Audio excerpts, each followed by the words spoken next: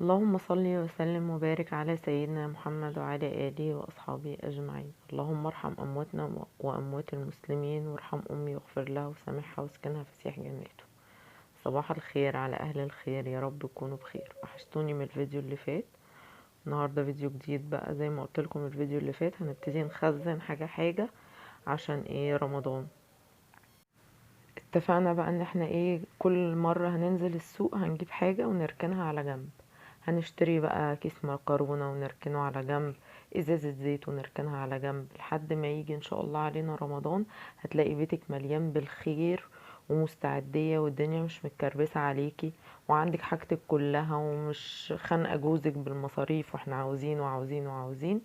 يا دوب ممكن بقى يبقى الحاجات اللي هي الناقصة، جوز الهند، السوداني، الحاجات دي الحاجات البسيطة. مش هقولك بقى كاجو وفستق ولوز يعني. الواحد يراعي ان الاسعار بقت غالية جدا، فاحنا بنحاول كل ده ان احنا نوفر ونخفف على على ازواجنا يعني. هنا بقى نزلت، يعتبر جبت الفاكهة اللي في السوق كلها. جبت جوافة، وجبت بلح، وجبت رمان، وجبت مانجا، وجبت ايه تاني، وجبت برتقان. طبعا البرتقان عشان يتاكل غسلته وحطيته في طبق الفاكهة، والرمان برضو غسلته وفرطته وحطيته للولاد. يعني الرمان والبرتقان ده الولاد هياكلوه. انما بقى الحاجات التانية، البلح والجوافة والمانجا، دول هخزنهم. ابتديت بقى، انا كده كنت المفروض ان انا فرطت الرمان وخلاص، وبقى جاهز بقى للاكل. وبعد كده ابتديت بقى اعمل البلح. لابسه جلافز في ايدي ليه؟ عشان الرمان ما يسودش ايدي وضوافري، لان انا اكتر حاجه بتضايقني ان ضوافري يبقى فيها سواد، او ايديا مسوده او كده. فبلبس الجلافز. يعني الله يرحمها ماما، انا قبل ما ماما تتوفى انا عمري ما فرطت رمان. كانت هي، كنت اجيبهولها وهي تعمله وتدهولي في اكياس كده او في علب، واروح اكله في البيت. تعمله بقى، تجيب كمية هي للولاد هناك وتفرطه وتحطه لهم في التلاجة، وتقول لهم انا جايبه لكم رمان ومتفرط وكده. وفي ناس بيحبوه بسكر، بس احنا لا، بنحبه ناكله كده يعني. هنا البلح بقى انا غسلته وصفيته كويس، وابتديت بقى ان انا اقشره. قشرته كله، قشرت الكمية دي 4 كيلو. انا جايباه الكيلو ب25 جنيه. هو بقى يعني انتهاز فرص ان انا، الناس بقى خلاص قرب يخلص يعني. انا ما لقيتوش عند حد، كان مالي السوق دلوقتي يعني. مفيش غير 2 مثلا عندهم البلح ده، وبعد ما كان ب15 جنيه بقى ب25، عشان خلاص يعني قرب يخلص. جبت 4 كيلو، وقلت بقى اعمله اكياس كده، الكيس على قد اكله اطلعه واعمله بسمنه. برضو البلح ده انا ما عملتوش غير بعد وفاة ماما. كانت هي اللي على طول تعمله، تقول لي انا عملت لك يا زوزو البلح، عامله لك بلح بسمنه على البوتاجاز جوه. الله يرحمها ويغفر لها ويسامحها ويسكنها في سيح جناته. حاجات كتير انا ابتديت اعملها من بعدها يعني. ما كنتش بعملها خالص، هي كانت موفره لي حاجات كتير قوي قوي قوي يعني. ما علينا. كده انا خلصت الكميه كلها، طلعوا معايا 4 اكياس. يعني لا بحط عليها حاجة ولا بعمل حاجة، هو مجرد ان هو يتفصص واحطه في، يتقشر ويتفصص كده، واحطه في اكياس واحطه في الفريزر. هنا بقى المانجا دي اسمها كيتي. يعني انا اول مرة اسمع عنها. يعني انا اعرف اللي هي الفص، الزبدية، السكري، دي اول مرة اعرفها. وحتى اول مرة ادوقها وانا بعملها دلوقتي. جبتها جامدة كده عشان اعرف اقشرها وابتدي اقطعها شرايح. طبعا انا سألت على المانجا اللي هي الشرايح الفروزن اللي بتتباع في السوبر ماركت تبع شركات يعني. لقيت الكيس ب65 ب75، مش عارفة دي اسعار طبيعية ولا، لان انا اول مرة اسأل. قلت ادام المانجا ما رخصتش، فاوفر على نفسي واجيب اللي هي الشرايح اللي بتتباع في اكياس، مع اني انا معرفش طعمها بقى ايه يعني، او ما جربتش المانجا الفروزن قبل كده. بس فلقيت طبعا سعرها عالي جدا، فقلت لا انا اجيب 4 كيلو مانجا. دول 4 كيلو مانجا، الكيلو ب25 جنيه. عندنا هنا ب50 او 45، يعني مزودين حوالي 20 جنيه. ما علينا، انا بجيب حاجتي بكل رضا وبكل حب من شبرا، وموفرة كتير والحمد لله، يعني ربنا يديمها نعمة.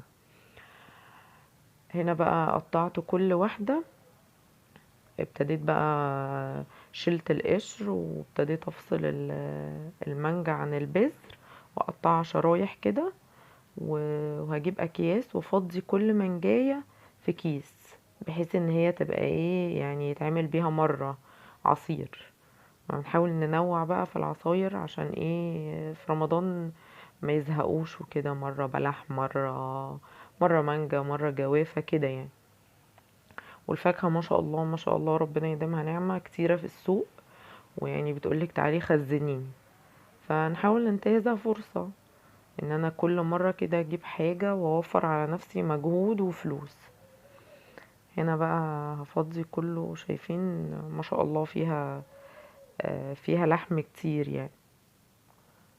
والكيس يعمل معايا كمية كويسة، يعني يعمل معايا آه، دورق كبير. هخرج بقى منها الهوا خالص، و... واعمل بقى بقية المانجا كلها كده، وهتشوفوها معايا بقى في الاخر ان انا خلصت. هي طلعت حوالي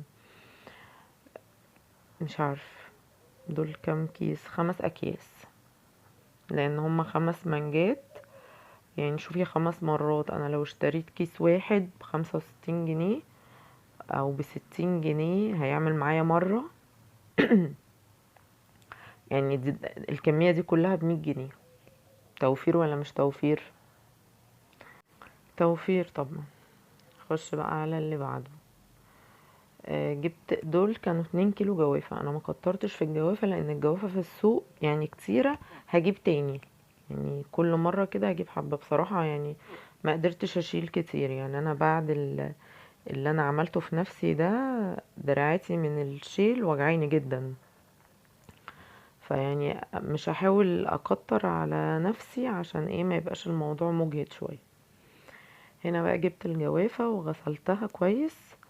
ما بشيلش منها البذر، لان البذر ده هو اللي بيدي الطعم للجوافة. يعني في ناس بيقشروها وبيشيلوا البذر. فين بقى الجوافة؟ يعني انا استفدت بالجوافة في ايه؟ شلت من الحتة اللي هي من فوق ومن تحت، وهبتدي اقطعها شرايح كده وخلاص واحطها في اكياس. في ناس بيحطوا عليها ليمون، بس انا شايفة يعني ما ملهوش لازمة. هو انا بحفظها في الفريزر كده وبتطلع جميلة.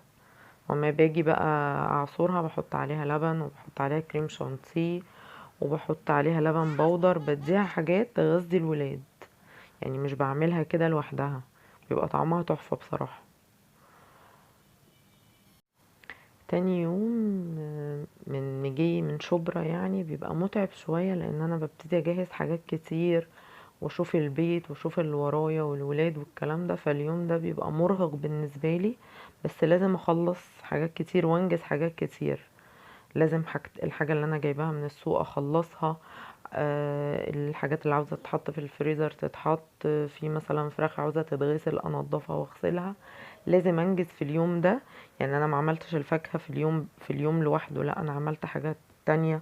وضبط وضبط اكل وطبخت وكل ده. يعني وقفتي هو الموضوع متعب، بس النتيجة يعني مرضية بالنسبة لي بصراحة، ان انا انجزت حاجات كتير.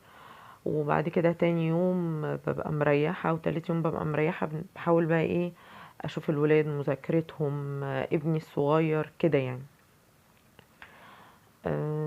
الانجاز بيخلينا ايه نوفر في الوقت وفي الجهد. هنا بقى الجوافة طلعت 4 اكياس. طبعا انا هجيب جوافة تاني لان دول حبة صغيرين. كده كده الجوافة رخيصة يعني. انا شايفاها ب8 وب10 وب12. احلى جوافة في السوق ب12. فهجيب مثلا 4 كيلو كمان، عشان كده يبقى ايه عندي المانجا وعندي البلح وعندي الجوافة. وهنا بقى ايه ختامه مسك. هنا الخضار بتاع الاسبوع، بجيب الخضار وانضفه كويس واحطه في التلاجة، بحيث ان انا ايه ما اما عاوز حاجة تبقى الحاجة جاهزة. يعني هنا كده جبت طبعا البصل الاخضر ظهر عشان الشتا بقى وكده، والخضار جميل في الشتا، وابتدى الحزمة بتاعت الخضرة تبقى كبيرة كده وتملى العين.